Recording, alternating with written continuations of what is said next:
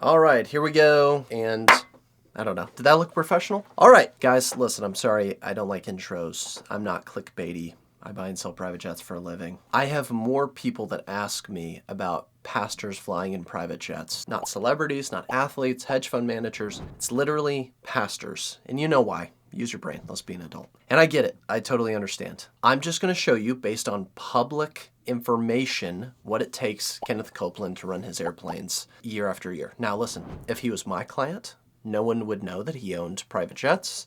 No one could look up any of this information. Well, actually, maybe they could. I think he likes being known as flying on private jets. He might be a little combative. And listen, owning a private jet is amoral. It's like owning a sword, a brick, a scalpel. It is what you do with it. Money, it is amoral. It's what you do with it, and you guys can debate whether, what he's doing is okay. I'm just going to take public data and my knowledge, and we're going to throw it, and you're going to see what it costs to run. So here we go. Ken Copeland, let's take a look. So Kenneth Copeland owns, according to Google, a G5 and a bunch of citations, a 10, a Bravo. I have a database that shows exactly what people own. I'm not going to use that publicly. I'm pretty sure right now he owns a Gulfstream G5 and a Pilatus PC-12, which, by the way, makes way more sense, like the guy or not, than having a Bravo and a 10. Like, a Bravo, a 10, a G5, a PC-12. So, cost of operate, range, all of that stuff. I think that makes a bit more sense. Let's read this. Justification for private jets. Ooh, I love it. Come on. Commercial flights would hinder his ability to preach globally. He'd have to stop 65% of his work. Spiritual reasons. He has cited avoiding demons and spiritual agitation from commercial flights as a reason for private travel. Efficiency. Planes allow him to cover vast distances and touch multiple continents quickly for ministry purposes.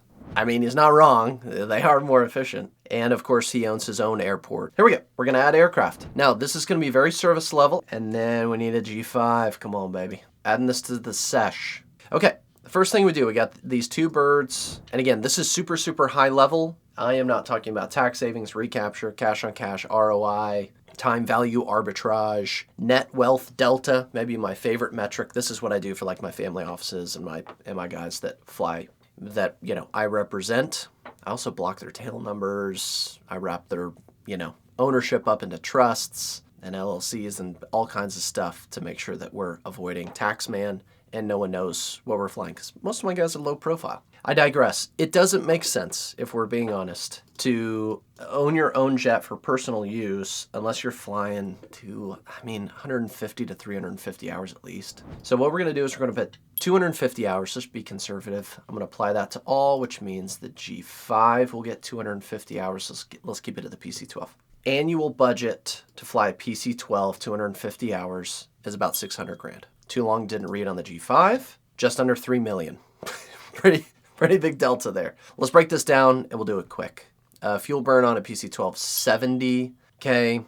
625's expensive. We're probably getting close to 5. But let's just do national averages. Keep it where it is. Maintenance, and then your reserves for engine APU, 320. Other variable costs, going to be about $1,300 an hour to fly a PC-12. I love the PC-12. I don't care how much money you have. I have never had a client sell a PC-12 and not regret it. It's just part of the gig. Single pilot, $150, national average salary. Crew training's cheap. My sister is actually a PC-12 flight instructor, simulator instructor, so that's fun. A hangar, cheap. Insurance, pretty cheap. Aircraft miscellaneous subscriptions, annual refurbishment, redo the carpet or whatever. And with a pilot, you normally just pay him a salary and he manages the bird. If you're going to be flying this in charter, you definitely need a professional manager and operator. I'm going to leave this alone. So let's just give benefit of the doubt here. You can see all the costs over here. Annual budget, that many owner hours. So your monthly budget's about 50 grand a month to own and fly a PC-12. I think this is outside of your major inspections. Some years it's going to be cheaper than that. Some years it's going to be more than that. G5, too long didn't read, $2.8 million annual budget. Let's break down variable costs here. Fuel burns almost 500 gallons an hour, so 7 times more. Your fuel cost per hour is 2.5 times almost what a PC-12 entire direct operating cost is. That's kind of wild to think about, but a G5 can also go Texas to Paris, France nonstop. So we're talking about two very, very different birds. Engine, we got Rolls-Royce engines. Those are going to be expensive. Airframe maintenance. So every time he flies that bird, he's spending about $7,500 an hour. And then your total fixed cost, whether you fly that puppy or not, it's going to be about $1 million. You've got 2 pilots, G5. They're probably pulling in $250,000 each. The crew training's $100,000.